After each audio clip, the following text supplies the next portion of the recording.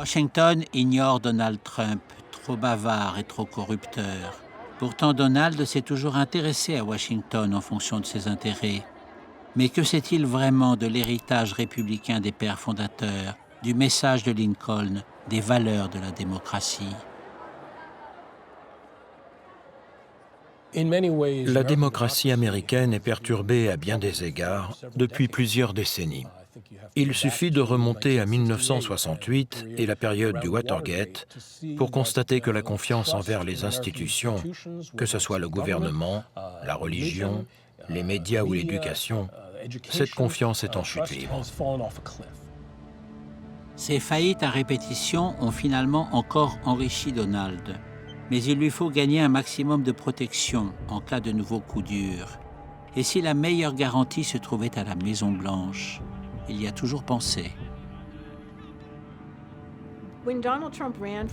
Quand Donald Trump s'est présenté à l'élection présidentielle de 2016, c'était la 6e fois, je dis bien la 6e fois, qu'il parlait de se présenter. L'idée n'était donc pas toute fraîche. Oui, ce serait fun d'essayer. Donald partage les vues de Michael Jackson. Washington, c'est un autre Neverland. Attraction à tous les étages. Il n'a jamais changé. Je l'ai interrogé un jour sur une chose qu'il avait faite dans sa jeunesse, sur le changement qu'elle avait entraîné, et il m'a répondu « Vous ne comprenez pas, je n'ai pas changé de manière significative depuis l'âge de 7 ans. » Il a suffisamment de recul sur lui-même pour se rendre compte qu'il n'a pas changé d'un pouce. D'ailleurs, une des forces de Donald, c'est son cannibalisme puéril. Il se sent toujours à l'aise et joyeux avec des enfants. And you're having a great time? Yes. That's good. You're all beautiful.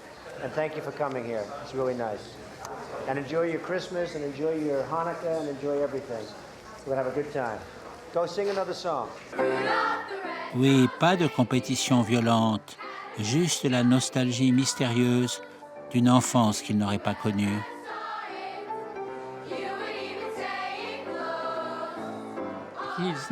Il n'a jamais été vraiment conservateur, c'est une certitude. Quand on regarde sa carrière, on constate qu'il a soutenu les démocrates et leur a donné de l'argent. Il dit l'avoir fait par obligation, mais globalement, il n'a pas une approche idéologique. On ne peut donc pas l'associer à une idéologie en particulier.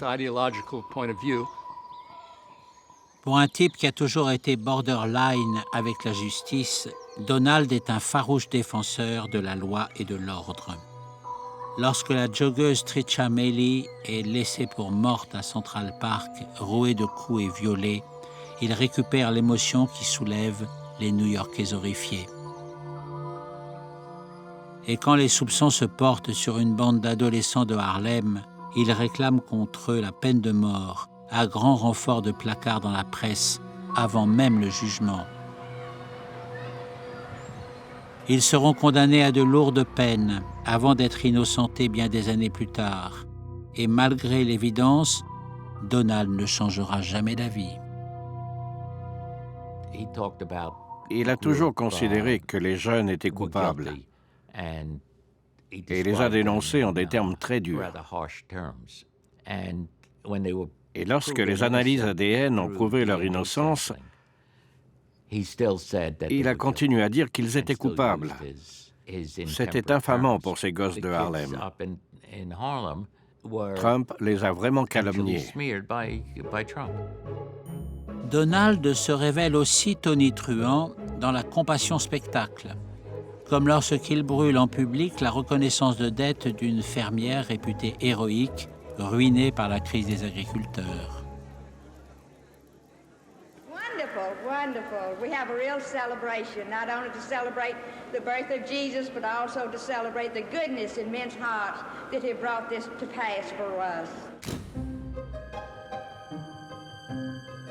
This is not only representative of Annabelle Hill, but the thousands of farmers in this country that are being put out of business by incorrect policies of the federal government. And hopefully, a lot of people are going to be helped. Cependant, le fait que la faillite de nombreux fermiers soit la conséquence de la politique de Reagan semble lui échapper.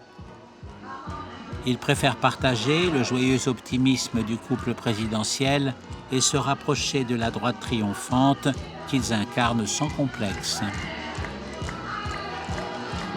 Nancy, Ronald, deux transfuges d'Hollywood qui maîtrisent la politique spectacle. Image, glamour, célébrité, voilà un cocktail qui mène au pouvoir. On peut établir un parallèle avec Ronald Reagan. C'était un meneur qui savait toucher l'homme ordinaire, le chauffeur routier du Middle West, le coiffeur. On les appelait les démocrates de Reagan.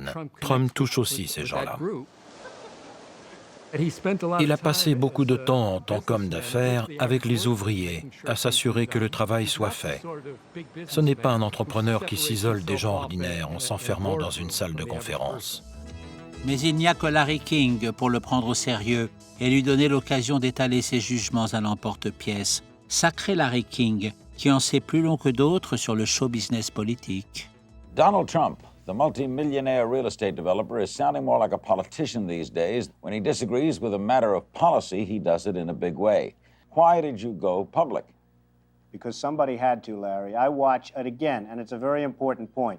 Japan is a money machine. Saudi Arabia is a money machine. Kuwait, these are money machines, the greatest ever created. The United States is, if it were a corporation, it would be bankrupt. It's losing $200 billion a year. Why aren't these countries, these wealthy money machines, paying us for the defense of their freedom and their nations? And these are the countries that in 24 hours they'd be wiped off the face of the earth if it weren't for America. It's ridiculous. Et voici le nouveau gouverneur du Minnesota, le catcheur Jesse Ventura. Ce vigoureux athlète applique en politique les règles de son art. Beaucoup de chiquet, de rodomontade et de brutalité. Élu par surprise, il incarne à lui tout seul un tiers-parti. Les Américains se passionnent depuis longtemps pour le voyou, le renégat, le type de personnage issu d'un milieu très différent qui intègre le système politique et dit leurs quatre vérités aux dirigeants. Jesse Ventura intéresse prodigieusement Donald. Ils ont beaucoup d'affinités sur fond de complot des élites contre les braves gens. It's an enjoyment for me today to welcome Donald Trump to the state of Minnesota. Donald doesn't care for the cold weather, so to get him here in Minnesota cold weather is a triumph indeed for us. There's a big difference between creating wealth and being a member of the Lucky Sperm Club, which a number of different people that are right now running are. If people think that I'm running, we do great. If I do decide to do this, which I very well might, Jesse's support would be very important to me. Le Reform Party de Jesse Ventura mord sur les recalés du Sperm Club, selon l'élégante expression de Donald. Mais en dehors du Minnesota, deux monstres de foire risquent de ne pas dépasser les talk-shows pour ménagères. I'm not going to be running. The party is, as you know, self-destructing. Jesse has left, and that's a problem. And so I will not be running. Those options, in your opinion, do not include a run for the presidency or the vice presidency. Right, this year. It may include something in the future, but at this point... Here we go with this flirtation again. No, okay, well, no? I'm just saying that in a number of years, I might consider it. Donc, ce ne sera pas pour cette fois. Jesse traînait vraiment trop de casseroles avec lui et Donald a déjà assez d'ennuis avec le fisc et ses créanciers qui surveillent toutes ses rentrées d'argent. Il a eu 4 entreprises qui ont fait faillite, mais il a tout de même réussi à en tirer de l'argent. Cela a malgré tout terni son image de réussite totale et de succès international. Il traînait quelques casseroles. Les banques ne voulaient plus lui prêter d'argent. Il était dans l'impasse. Et puis les parents Trump viennent de mourir l'un après l'autre. Fred devenu fou, important chaque jour et jusqu'à la fin son Alzheimer au bureau. Marianne, saisie d'une mélancolie où s'est perdue la mémoire de sa vie dans l'ombre. Donald n'en parle jamais. Au fond, les aimait-il vraiment? Plus que les convictions politiques et l'argent, c'est la puissance de la célébrité qui balaye les obstacles. Andy Warhol s'en est fait l'apôtre fantomatique lorsqu'il affirme que tout le monde peut être célèbre pour au moins 5 minutes. No, it's just it's really doing nothing. That's all. That's all. Donald, qui accroche son nom partout, a bien retenu la leçon, mais ce sont la durée et l'étendue de la célébrité qu'il a en ligne de mire. Andy Warhol est riche et mondialement reconnu, mais silencieux quand Donald est prolixe. Il va falloir s'y prendre autrement pour obtenir le même résultat. Donald Trump a passé un demi-siècle à organiser sa vie et à créer un personnage public, à devenir une célébrité. Il a toujours été accro aux coupures de presse, aux articles à son sujet. Il les annote au stylo et envoie ses commentaires au rédacteur en chef et à l'auteur, qu'ils soient positifs ou non. Il a toujours cherché le respect du New York Times, mais n'a jamais eu le sentiment de l'avoir. Il est donc très critique envers le Times et cherche en même temps désespérément à lui plaire et à entrer dans ses bonnes grâces. Il reste playboy de disponible. Donald n'a pas besoin de se forcer. Il apprécie beaucoup Hugh Hefner, le fondateur, qui a fait fortune avec son petit lapin et ses belles gosses déshabillées. À tout prendre, c'est peut-être plus efficace que ces grands journaux qui le dédaignent. Et tant qu'à faire encore plus loin ou encore plus bas, retour à Mar-a-Lago avec Ivana, encore prête à rendre service pour un nouvel épisode des Folies ex-conjugales où la pizza rapporte autant d'argent qu'une suite à l'année au Plaza. You really think this is the right thing for us to be doing, Ivana? What will people think? Let them talk. Donna. Ivana. It's wrong, isn't it? But it feels so right. Then it's a deal? Yes, we eat our pizza the wrong way. Crust first. May I have the last slice? Actually, you're only entitled to half. Reste à trouver le filon définitif. Il s'appelle Télé-réalité. Tout le monde tourne autour, mais il manque le héros qui pourrait l'incarner. Donald n'hésite pas, ce sera lui. Puis est arrivé ce programme télévisé, The Apprentice, qu'il a vu débarquer dans les salons américains et a fait de lui le patron, le type des salles de conférence, l'homme à l'appartement luxueux, aux avions et aux hélicoptères à son nom. Un personnage à la Louis XIV, avec d'énormes responsabilités, qui vit dans le luxe et l'opulence, qui a le pouvoir. Donald a fait plusieurs fois faillite, la belle affaire. Dans l'imaginaire américain, cela signifie qu'il est un businessman toujours prêt à recommencer. La recette de The Apprentice, on enferme 20 jeunes aux dents longues à la Trump Tower et le patron Donald désigne celui qui sera le tueur digne de travailler pour lui. L'émission était très regardée. Tout le monde sait que ce n'est pas vraiment la réalité. Mais au bout d'1 minute 30, on oublie et on se dit que c'est vrai, que c'est une vraie salle de conférence, que la scène est réelle, que c'est la vraie vie. Succès phénoménal de l'émission à travers tous les États-Unis, où l'on entonne la formule miracle « You are fired », vous êtes viré, dans les cours de récréation comme à Wall Street. Donald a réussi son coup, il est redevenu le patron vengeur qui amuse tout le monde et que l'on adore détester. Avec son doigt de Dieu et son « tu es viré », Trump était très impérieux, très théâtral. Et je pense que ça lui a véritablement donné la stature d'un homme capable de prendre la tête du pays, de mettre de l'ordre dans tout ce bazar et de s'entourer des bonnes personnes. Il allait s'installer dans le bureau ovale de la Maison-Blanche et il saurait quoi faire. Mais Donald va avoir 70 ans. Il se fait tard. The Apprentice lui a conféré une impunité miraculeuse. Il n'y a plus 1 minute à perdre. Comme il l'a dit dans un de ses rares moments de lucidité, il pourrait abattre quelqu'un en pleine rue sans que ça ne choque les Américains. Oui, ils sont perdus, mais pas pour lui. Enragés, mais pas contre lui. Le temps de la vengeance collective est enfin venu.